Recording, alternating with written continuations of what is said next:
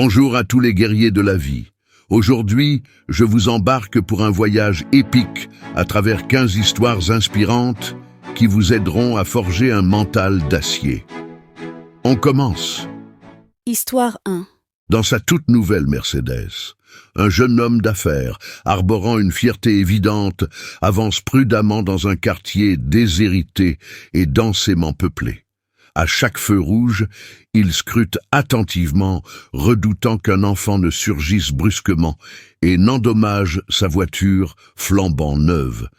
Il est sur le point de quitter ce quartier populeux lorsque soudain, une brique vient fracasser la portière de sa voiture. Furieux, le jeune homme stoppe son véhicule et en sort précipitamment pour confronter le jeune coupable, visiblement accablé. « Pourquoi as-tu fait ça ?»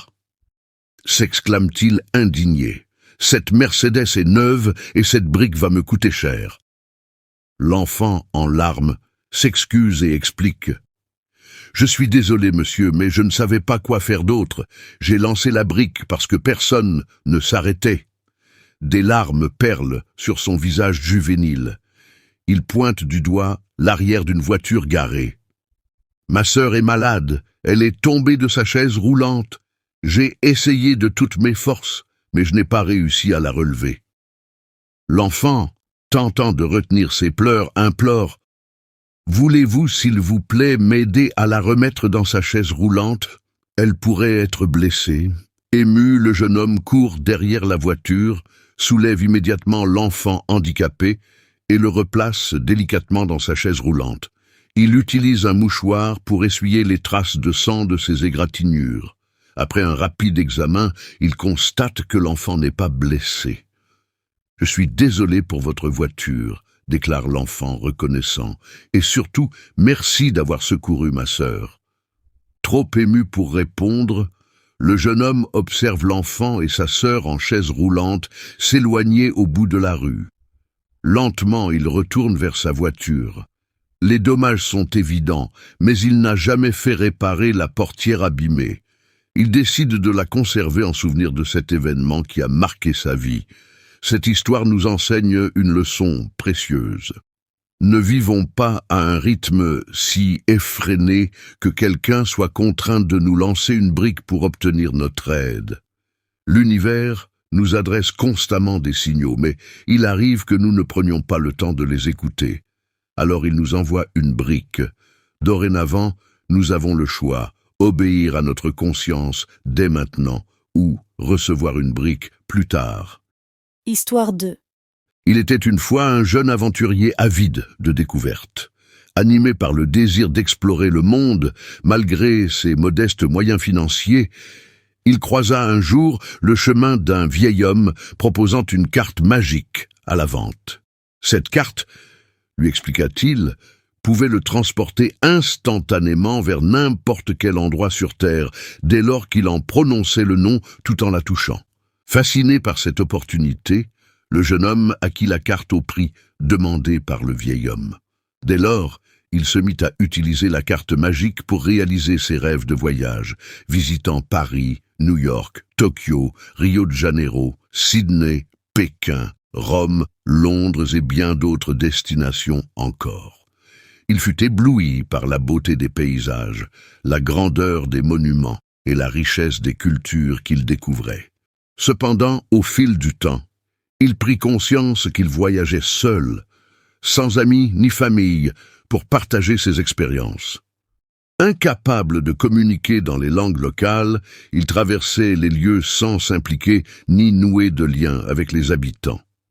Un jour, désireux de rentrer chez lui, il tenta d'utiliser à nouveau la carte magique en prononçant le nom de sa ville natale, mais en vain. Il réalisa alors que la carte avait une limite de 50 voyages et qu'il avait épuisé toutes ses utilisations. Coincé dans un pays étranger, sans argent ni moyen de retour, il regretta amèrement d'avoir négligé ce qui comptait réellement pour lui, sa famille, ses amis, son foyer. Cette expérience lui enseigna une leçon précieuse. Le voyage n'est pas une fin en soi, mais un moyen d'enrichir sa vie et de se rapprocher des autres. Il comprit que le bonheur ne réside pas dans la possession ou la consommation, mais dans le partage et l'appréciation des moments précieux avec ceux qui nous sont chers. La morale de cette histoire est donc qu'il est essentiel de privilégier la qualité sur la quantité et de ne pas sacrifier l'essentiel pour l'accessoire. Histoire 3. Il était une fois dans un royaume lointain, un roi possédant une meute de 10 redoutables chiens sauvages. Ces bêtes étaient utilisées pour châtier et dévorer tout serviteur qui commettait une erreur. Un jour, l'un des serviteurs émit une opinion erronée, ce qui déplut fortement au roi. Ce dernier ordonna donc que le serviteur soit jeté aux bêtes féroces.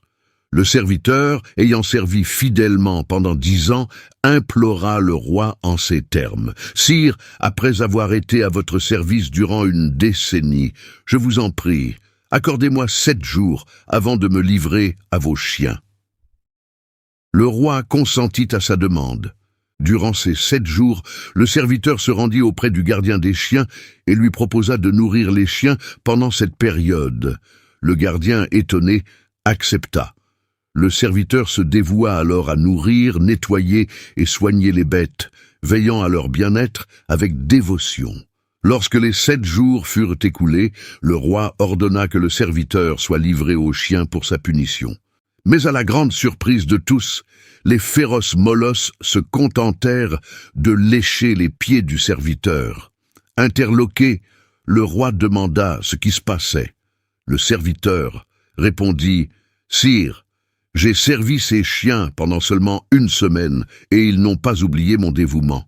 Pourtant, je vous ai servi pendant une décennie entière et vous avez tout oublié dès ma première erreur. » Le roi prit conscience de son erreur et ordonna la libération du serviteur. Cette histoire est un rappel pour tous ceux qui oublient les bonnes actions d'une personne dès qu'elle commet une erreur envers eux. Histoire 4. Il était une fois 3 frères, tous issus d'une même famille, qui travaillaient ensemble dans un champ. Un jour, alors qu'ils étaient occupés à leurs tâches, ils furent interrompus par les cris effrayants d'un homme qui hurlait « La mort! La mort !»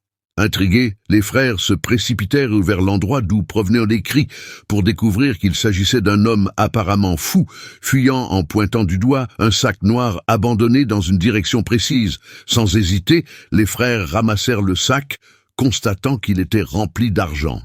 Après un moment de discussion, ils décidèrent de le garder, mais bientôt, fatigués et affamés, ils furent tentés de puiser dans le sac pour acheter de la nourriture. L'un d'eux fut envoyé pour faire les achats, et en cours de route, il eut une idée machiavélique. S'il pouvait s'approprier seul l'argent, il résoudrait tous ses problèmes. Ainsi, il empoisonna la nourriture qu'il devait rapporter, espérant que ses frères mourraient et qu'il puisse conserver l'argent pour lui seul. Pendant ce temps, les 2 autres frères restés dans le champ élaboraient également un plan pour éliminer celui qui était parti, désirant s'emparer de l'argent à 2. À son retour, le frère envoyé pour acheter la nourriture fut accueilli par une attaque surprise de ses 2 frères qui le tuèrent sur le champ. Ensuite, ils décidèrent de se partager l'argent et de manger le repas. Ignorant le poison, ils succombèrent tous les 2. Cette histoire nous enseigne que l'argent peut révéler la véritable nature des personnes. Les 3 frères ont péri sans profiter de leur richesse, illustrant tragiquement comment l'argent peut semer la discorde entre frères, amis et parents. Histoire 5. L'homme d'affaires et le mendiant. Dans les rues animées de la ville, un homme d'affaires bien vêtu se hâtait vers une réunion importante, ignorant les regards suppliants d'un mendiant assis sur le trottoir. Le mendiant, affamé et fatigué, tendait la main en silence, espérant une once de générosité. Malgré un bref regard, l'homme d'affaires continua son chemin sans un mot. Plus tard, alors qu'il sirotait son café dans une salle de réunion luxueuse, il se sentit soudainement troublé par le visage du mendiant. Il réalisa que son échec à offrir, ne serait-ce qu'un peu d'aide, pouvait avoir des conséquences plus profondes qu'il ne l'avait jamais imaginé. Leçon. La richesse sans compassion est une pauvreté intérieure. Histoire 6. Dans un bar élégant, un homme fortuné entre et hurle « Serveur, distribue des boissons pour tous ici, sauf pour cette dame là-bas ». Le barman sourit et commence à distribuer les consommations gratuitement, en omettant seulement la dame en question. Au lieu de s'offusquer, elle fixe simplement l'homme et lui adresse un simple « merci ». Cette réaction laisse l'homme perplexe. Il insiste alors. Encore des amuse-gueules et plus de boissons pour tout le monde, sauf pour cette femme là-bas. La dame réagit encore par un simple « Merci beaucoup, monsieur. Vous êtes très gentil ». Cela agace profondément l'homme riche. Il s'approche du bar et demande au serveur « Mais qu'a-t-elle donc cette femme? J'ai offert boissons et amuse-gueules à tous, sauf à elle, et au lieu de s'énerver, elle reste là, me sourit et me remercie. Est-ce qu'elle a perdu la tête ?» Le barman sourit encore et répond « Non, elle n'est pas folle. En fait, elle est tout simplement la propriétaire de cet établissement. » Morale de l'histoire, parfois, à force de vous détester, vos ennemis finiront par travailler à votre avantage. Ne laissons personne nous dénigrer ou nous juger. Face à l'ignorance, cultivons le calme, respirons et sourions. Histoire 7. Le politicien et le village en détresse. Dans un petit village oublié de tous, un politicien ambitieux se pavanait lors d'un rassemblement, ignorant les regards préoccupés des habitants. Alors qu'ils exprimaient leurs inquiétudes quant aux ressources limitées et à l'insécurité croissante, le politicien balaya leurs préoccupations d'un geste de la main, concentré uniquement sur sa propre popularité. Mais quand une crise frappa le village sous forme d'une catastrophe naturelle, le politicien comprit enfin l'importance de la vraie représentation et de l'action communautaire. Leçon. Le pouvoir sans responsabilité conduit à la désolation. Histoire 8. Un jour, un fils décide d'emmener son père au restaurant pour partager un délicieux repas avec lui, histoire de passer du bon temps avec lui.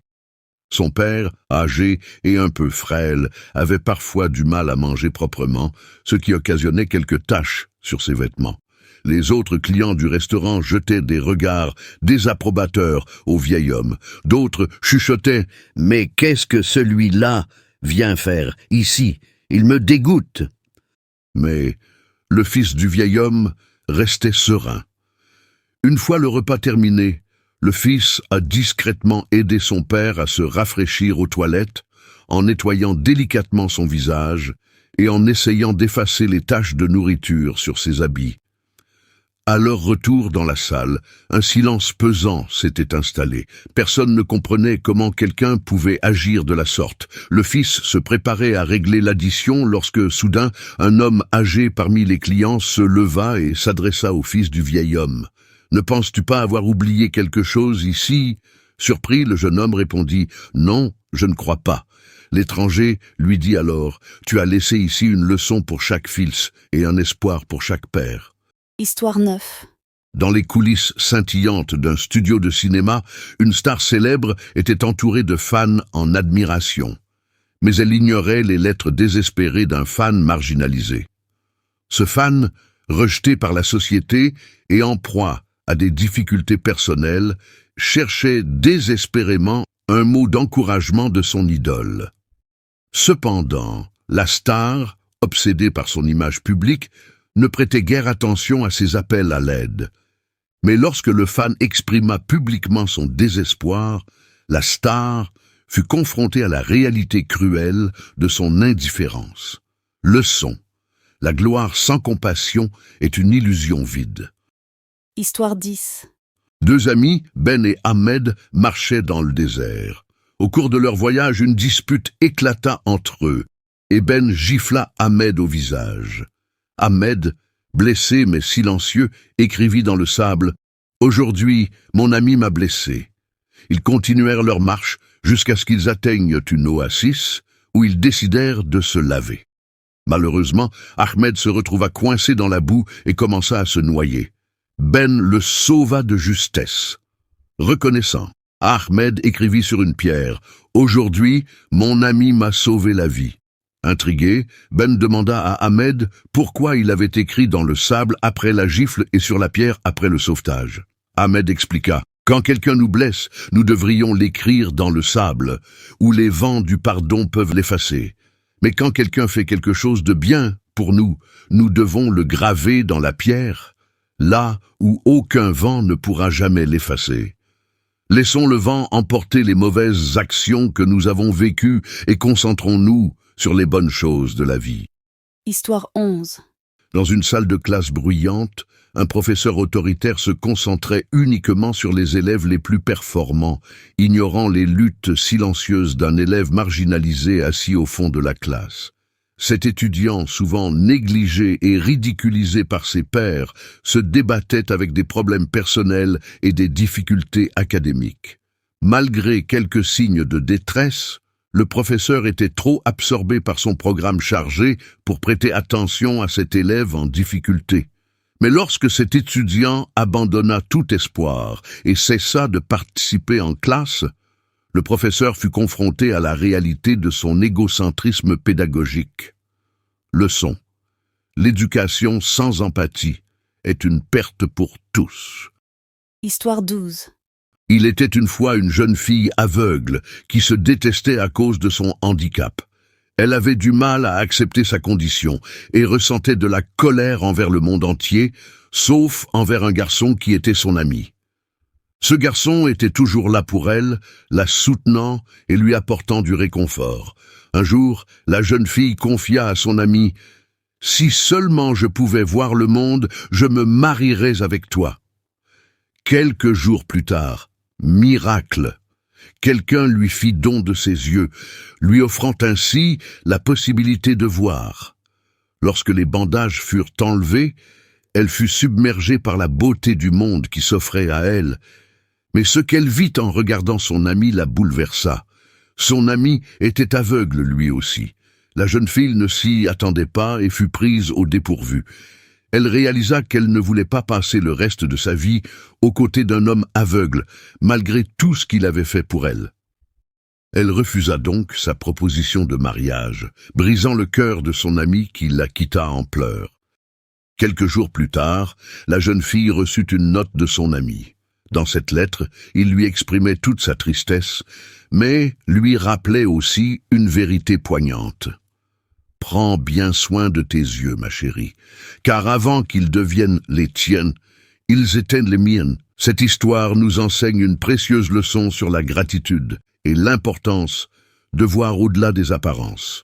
Parfois, nous sommes tellement concentrés sur nos propres désirs et attentes que nous oublions la valeur des personnes qui nous entourent. Il est essentiel d'apprécier ce que les autres font pour nous et de ne pas juger uniquement en fonction de l'apparence extérieure. Histoire 13. Le chef d'entreprise et l'employé surchargé. Dans un bureau animé, un chef d'entreprise ambitieux exigeait toujours plus de son employé le plus dévoué, ignorant les signes évidents de stress et de surmenage. Cet employé, toujours le premier à arriver et le dernier à partir, se sacrifiait pour le bien de l'entreprise sans jamais se plaindre. Cependant, ses appels à l'aide subtile étaient perdus dans le vacarme de l'entreprise. Mais lorsque cet employé s'effondra finalement sous le poids de ses responsabilités, le chef d'entreprise réalisa trop tard l'erreur de ses priorités. Leçon: la réussite professionnelle ne devrait jamais se faire au détriment du bien-être humain. Histoire 14. Un jour, un homme se rendit à l'église, oubliant de mettre son téléphone en mode silencieux. Pendant la prière, son téléphone sonna et le pasteur le réprimanda. Après le service, les autres fidèles lui firent des reproches pour avoir interrompu le silence sacré. Sa femme, mécontente, le réprimanda également tout au long du trajet de retour. La honte et l'embarras se lisaient sur son visage. Après cette expérience, il décida de ne plus jamais retourner à l'église. Cependant, ce soir-là, quelque chose d'inattendu se produisit. En se rendant dans un bar, il était encore agité et nerveux. Malheureusement, il renversa sa boisson sur la table par accident. Le serveur s'excusa et lui apporta une serviette. Le personnel du bar nettoya le sol et la gérante lui offrit une boisson gratuite. Elle lui donna même un chaleureux câlin et un bisou sur la joue, lui assurant que tout le monde fait des erreurs et qu'il ne devait pas s'inquiéter. Depuis ce jour, il fréquenta régulièrement ce bar. Moralité de l'histoire. Parfois, notre comportement en tant que croyants peut éloigner les âmes plutôt que de les rapprocher. Nous pouvons vraiment faire la différence en traitant les autres avec compassion, surtout lorsqu'ils commettent des erreurs. Histoire 15. Un homme possédait un grand bœuf et décida de le cuisiner pour un banquet. Il dit à son frère: « Va inviter nos compagnons et voisins à partager ce savoureux repas avec nous. » Son frère sortit et cria: « À l'aide! Il y a le feu à la maison !» Aussitôt, les gens accoururent à l'extérieur, mais certains prétendirent n'avoir rien entendu. Ceux qui entrèrent dans la maison furent accueillis par un festin abondant où ils se régalèrent jusqu'à satiété. Plus tard, l'homme se tourna vers son frère, surpris, et lui demanda: « Mais ces invités, je ne les connais pas. Je ne les ai jamais vus auparavant. Où sont nos compagnons et voisins que je t'ai demandé d'inviter ?» Le frère répondit: « J'ai simulé une scène pour pouvoir reconnaître nos vrais amis.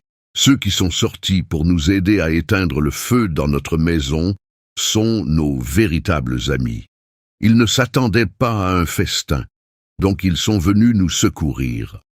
Moralité: sachez que ceux qui se montrent uniquement lorsqu'ils ont besoin de vous et vous ignorent lorsque vous avez besoin d'aide ne méritent pas le titre d'ami. Un véritable ami est celui qui est toujours là pour vous lorsque vous traversez des moments difficiles. » Je vous laisse avec une belle citation d'Albert Schweitzer. Je cite: « Le bonheur est la seule chose qui se multiplie quand on la partage. » Si vous avez aimé ces histoires, laissez-moi un gros pouce bleu et un commentaire pour m'encourager.